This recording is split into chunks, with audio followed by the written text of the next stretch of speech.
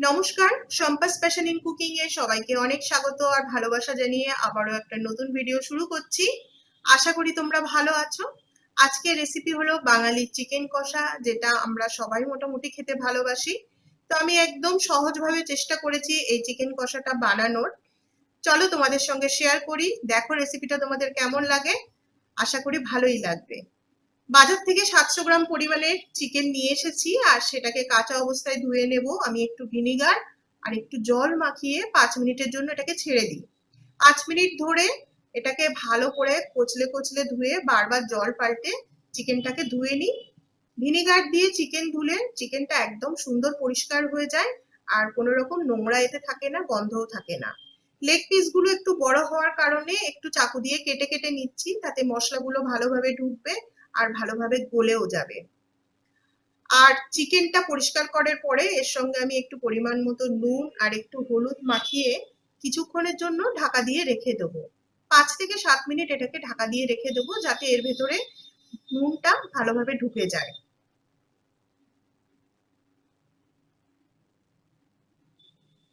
চিকেনে ব্যবহার করছি আমি এখানে আলু কিছুটা পরিমাণে মোটা মোটা করে কেটে লবণ হলুদ মাখিয়ে নিয়েছি। তবে কেউ চাইলে চিকেন কষাটা আলু ছাড়াও বানাতে পারে। আলুগুলোকে বেশ লাল লাল করে ভেজে নিয়ে তুলে নেব। আর যে তেলটা পড়ে থাকবে সেই তেলেই আমি লবণ হলুদ মাখানো চিকেনটাকে ভেজে নেব। চিকেন কষা যদি এরকম প্রথমে একটু তেলে ভেজে নিয়ে করা যায়, তো চিকেন কষার স্বাদটা সত্যি কিন্তু একদম হোটেলের মতো খেতে লাগে।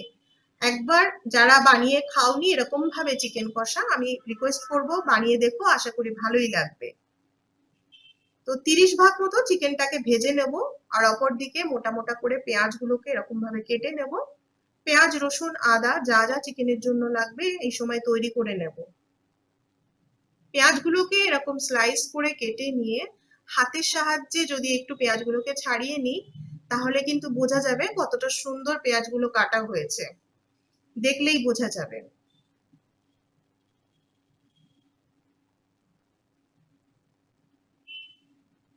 পেঁয়াজগুলোকে কেটে নিয়েছি, অপরদিকে চিকেনগুলো ভাজা হচ্ছে। কিছুটা ব্যাচ ভাজা হয়ে গেলে আমি তুলে নেবো। এখানে 30% মতো ভেজে নেবো, পুরো ভাজবো না, তাতে চিকেন শক্ত হয়ে যাবে। ধীরে ধীরে এইভাবে সব চিকেনগুলো ভালো করে ভেজে নেব। চিকেন ভাজার পরে যদি মনে হয় কড়াতে একটু তেলটা কম লাগছে, তাহলে একটু পরিমাণ মতো সর্ষের তেল এতে যোগ করে দিতে হবে। কারণ যেহেতু চিকেনের আইটেম আর কষানো আইটেম, একটু তেল তেল মশলা মশলা হলে খেতেও ভালো লাগে আর কষানোতেও সুবিধা হয়।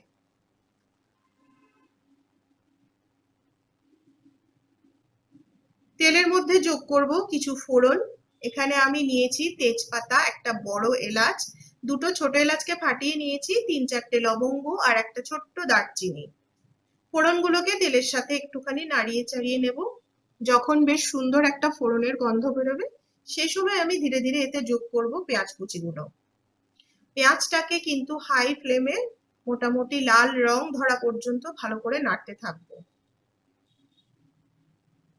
পেঁয়াজ নাড়াতে নাড়াতে বেশ অনেকটা কমে যাবে যখন মিডিয়াম ভাজা হয়ে যাবে। আর আমি এর সঙ্গে যোগ করছি 1.5খানা রসুন আর সামান্য পরিমাণে আদা। আদা রসুনের পেস্ট বানিয়ে পেঁয়াজটা যখন লাল লাল হয়ে যাবে, সেই সময় কিন্তু এর সঙ্গে যোগ করে দেবো। একই সাথে পেঁয়াজ রসুন আদাটাকে ভালো করে নাড়তে থাকবো। এই সময় গ্যাসের আঁচটা হাই থেকে মিডিয়াম করে দেবো, আর ভালো করে জিনিসটাকে কষাতে থাকবো। রসুনের আর আদার গন্ধ চলে গেলে দিয়ে দেব একটা বড় সাইজের টমেটো কুচি, আর সামান্য পরিমাণে এর সঙ্গে লবণ যোগ করব, দিয়ে ভালো করে আবার কষাতে থাকবো। মশলাটা কষাতে কষাতে যদি মনে হয় যে পুড়ে যাচ্ছে, তখন সামান্য পরিমাণে জল এর সঙ্গে যোগ করে করে জিনিসটাকে কষাবো। পরিমাণ মতো কাঁচা লঙ্কা দিয়ে দিচ্ছি ঝালের জন্য, আর হলুদও দিয়ে দিয়েছি।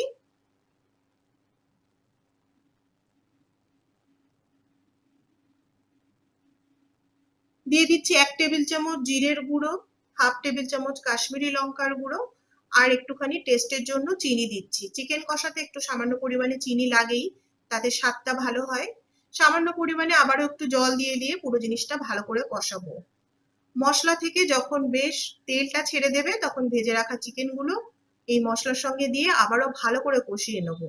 গ্যাসের আঁচটা কিন্তু আমি হাই ফ্লেম করিনি, সেই মিডিয়াম টু লো ফ্লেমে রেখে বারবার ঢাকা চাপা দিয়ে দিয়ে কষাতে থেকেছি।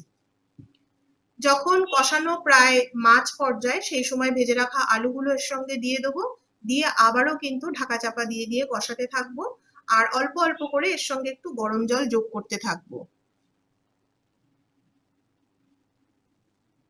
কষাতে কষাতে বেশ সুন্দর একটা মাখা মাখা ভাব হয়ে যাবে, আর শেষের পর্যায়ে দিয়ে দেবো আমি এখানে 3-4 টেবিল চামচ ফ্যাটানো টক দই।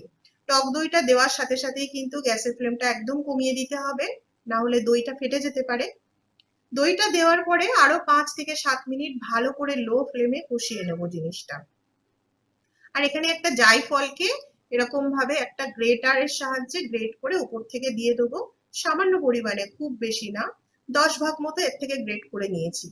এতে চিকেন কষার একটা সুন্দর গন্ধ বেরোয়, আর বেশ একটা স্পাইসি স্বাদ চলে আসে এর মধ্যে।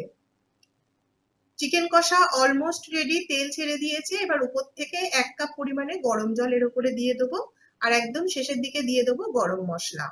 তো চিকেন কষা কিন্তু একদম রেডি, আর খেতে কিন্তু দারুণ সুস্বাদু।